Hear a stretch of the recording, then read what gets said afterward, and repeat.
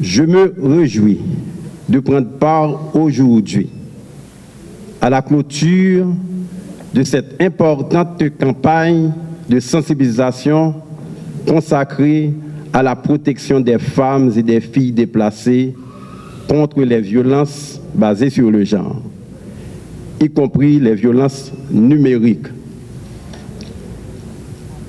Cette initiative arrive à un moment crucial où les défis humanitaires et sécuritaires auxquels fait face notre pays affectent de manière disproportionnée les femmes et les filles.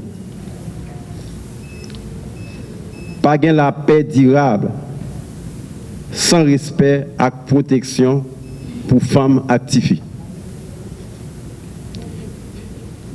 Il ne peut y avoir de paix durable sans le respect et la protection des femmes et des filles. Cette vérité, simple mais fondamentale, doit guider chacune de nos actions et orienter nos politiques publiques, en particulier dans un contexte national marqué par des profondes fragilités. Aujourd'hui, cette affirmation résonne avec une acuité particulière dans le contexte que traverse le pays. Elle nous interpelle non seulement comme principe, mais comme impératif d'action face aux réalités que vivent quotidiennement des milliers de femmes et des filles déplacées. La clôture de cette campagne de sensibilisation marque une étape dans un engagement collectif qui doit se poursuivre et se renforcer.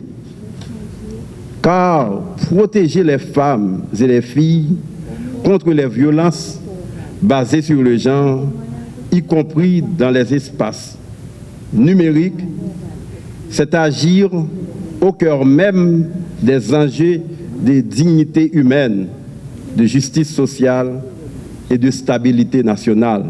Il se manifeste concrètement à travers votre capacité, mesdames, à dialoguer, à rassembler, à apaiser les tensions et à reconstruire le tissu social.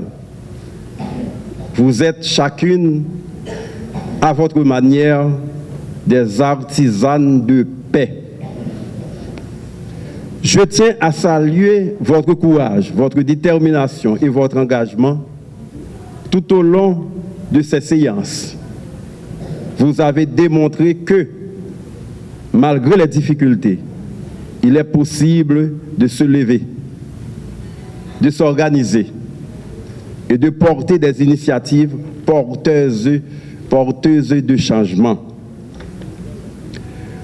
Le ministère de la Condition féminine et des droits de la femme réaffirme son engagement à accompagner les femmes déplacées, à renforcer leurs capacités et à promouvoir leur pleine participation dans les processus de décision. Il est impératif de rappeler avec force que les femmes sont au cœur de la résilience de nos familles et de nos communautés. Elles sont à la fois des piliers de cohésion sociale et des actrices de changement.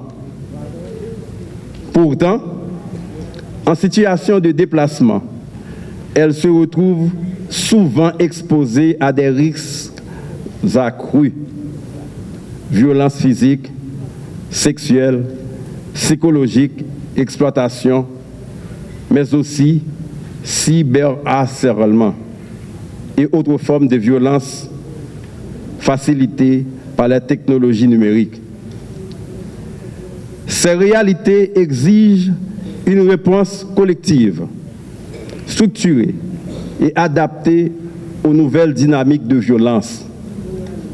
Dans ce contexte, le gouvernement haïtien, à travers le ministère de la Condition féminine et des droits de la femme, réaffirme sa volonté de renforcer les mécanismes de prévention, d'assurer une meilleure protection des femmes et des filles et de garantir une prise en charge holistique et digne des survivantes de violences basées sur le genre.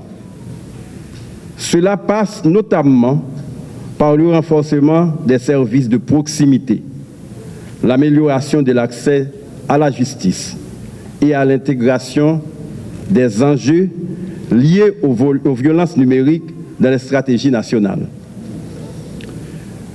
Je tiens à saluer les actions concrètes réalisées dans le cadre de cette campagne.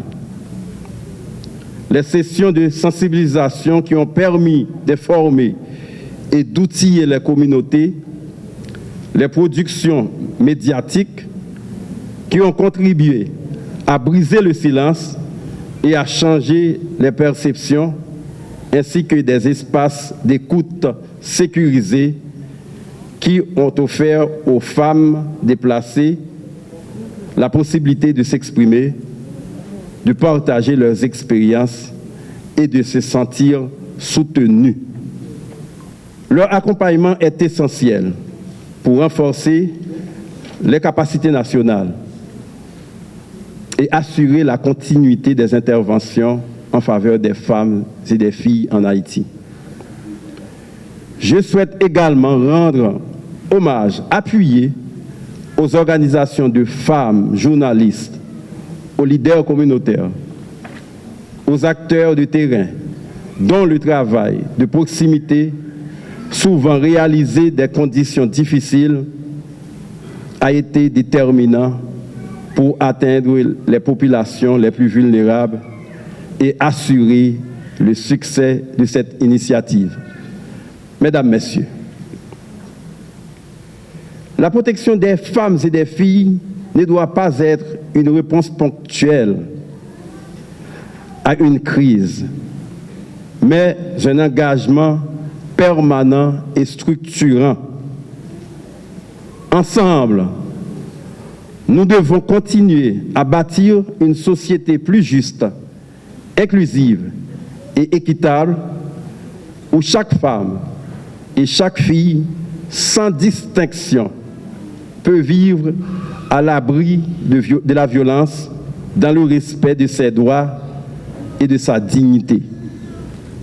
À cet égard, il est essentiel de renforcer la coordination entre les institutions publiques, les organisations de la société civile et les partenaires internationaux afin d'assurer une réponse cohérente, efficace et durable.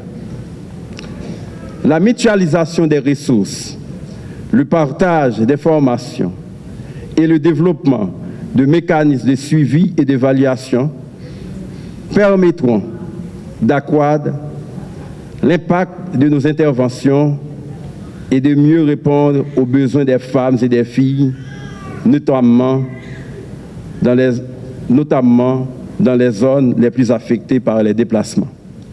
Par ailleurs, il est impératif de poursuivre les efforts de sensibilisation et d'éducation, notamment auprès des jeunes, des hommes et des garçons, afin de transformer durablement les normes sociales qui perpétuent les inégalités et les violences basées sur le genre.